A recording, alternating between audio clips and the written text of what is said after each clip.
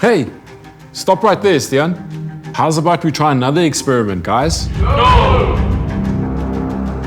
Recycling is essential, but composting is equally important. Bokashi composting relies on fermentation. We use a mixture of beneficial microorganisms that break down the organic matter in an anaerobic environment. Every few days, we drain some of the liquid. The liquid is rich in nutrients and microbes and makes for an excellent fertilizer. As you may recall from a few episodes ago, we cleaned this space to be able to store and sort recyclables. However, we need proper containers to put the materials into. It's going to be a huge pain to have to store and then also transport loose items to the buyback center.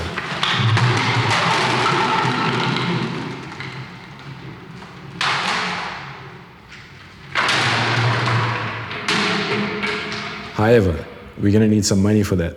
So it's time to go talk to the big boss. Hey, Alex, can I talk to you for a second?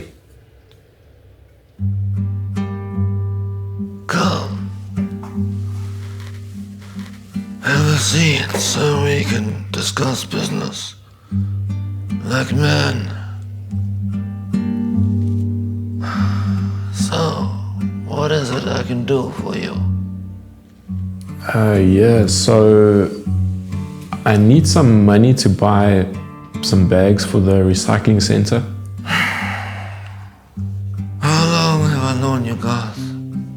My wife is the godmother to your only child. And you don't even call me godfather. What are you going on about, Alex? I've got twins. Forget about it. Can I borrow the money or not? I suppose that you made me an offer that I cannot refuse.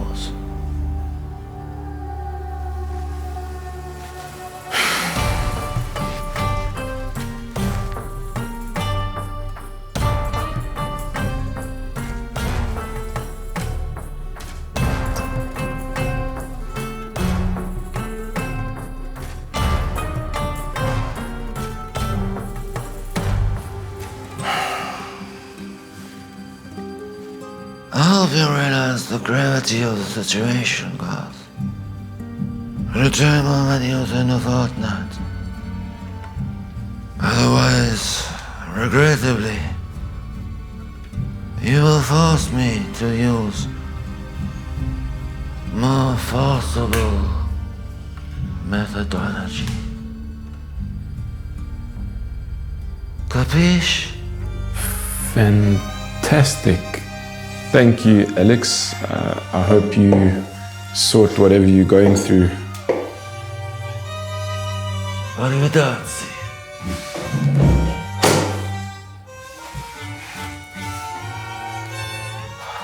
Well, that was kind of weird. Anyway, we've got the money we need to buy the woven bags. We need to get the recycling center up and running. We need to use the money that we get from the buyback center to pay back the money we borrowed in 2 weeks.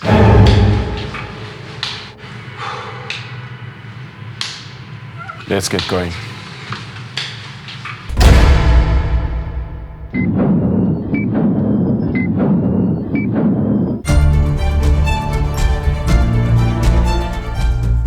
Hey, my name's Gaerth Tarbert.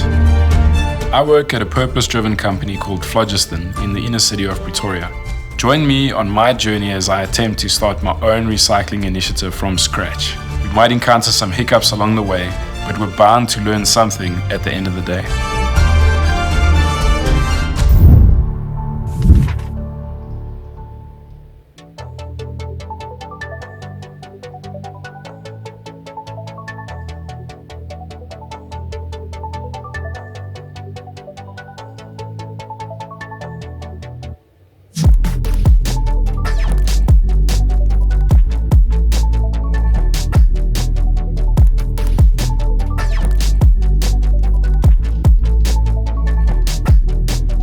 What we have here is a cart before the horse situation. You can Google that. But this is not really a system. This is just starting something before the system actually is in place. Essentially, the idea is that we use these 1-ton woven bags in order to be able to store our recyclables in an orderly, neat way. One of these guys unfolds into one of these big guys here. They will have at least 10 of these bags, and we can make different stations out of different stuff. This is just actually a lot of my household waste. Don't look at the bottles, those aren't really actually mine. True story. Some of the team have actually started to accumulate some stuff here. So everything in the clear bags is essentially my household recyclables. The whole idea is that we actually start sifting between different kinds of plastic. So even within this, for instance, you got a bottle like this. This label is very likely made out of number 5 plastic, generally known as PP, or I'm still learning the technical terms, polypropylene. So you would actually have to technically take that off if you're going to take responsibility for this too. This little ring, including the lid that would be on this bottle, is actually made out of number 2 plastic generally, and some companies actually mix it, so they make it a number 7. And then this is PET, which is number 1 plastic in terms of categories, and is actually very valuable, at least around about 4 to 5 rand a kilogram for this stuff from some of the places. Some places are more, some places are less. We're looking at different kinds of plastic. We're looking at different kinds of cardboard. This cardboard is priced differently to cereal box cardboard because it's got like this kind of like a glossy finish. It may look like the same thing on the inside, but externally these two are actually very different, and this is more valuable than this. Can you believe it? White office paper is, like your A4s, your A3s, A5, whatever, extremely valuable as well per kg. There's different kinds of glass, generally clear, brown, green. Those also have different values.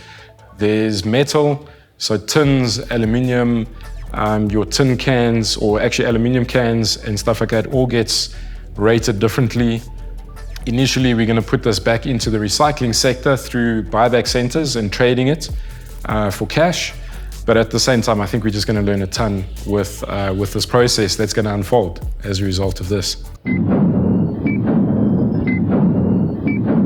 In regards to what cannot be recycled, these two things look very, very similar, but the one is crinkly and the other one is more frumpy, if that makes any sense.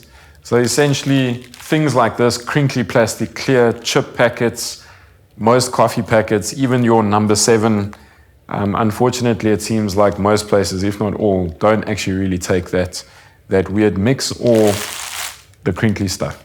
So the idea with recycling is not really to keep using and then trying to recycle, it's actually to reduce.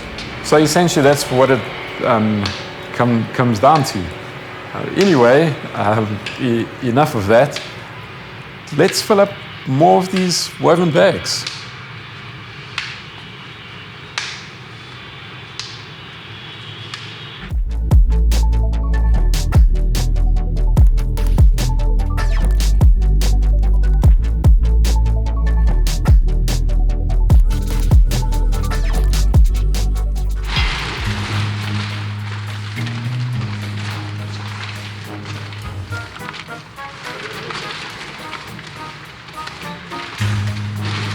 It turns out, once the large woven bags are filled, they're too big to get through all the doors.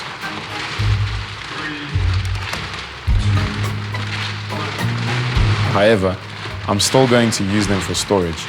I'm not going to let that huge expense go to waste. So, instead of recycling the cardboard boxes, I'm going to use them to transport the recyclables to the buyback center.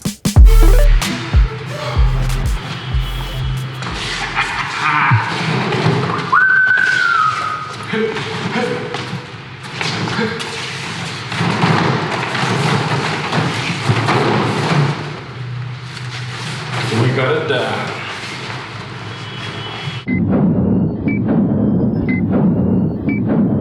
So it's already been a week since I borrowed the money from Alex, and we've made a fair amount of progress, but I'm starting to get a bit worried.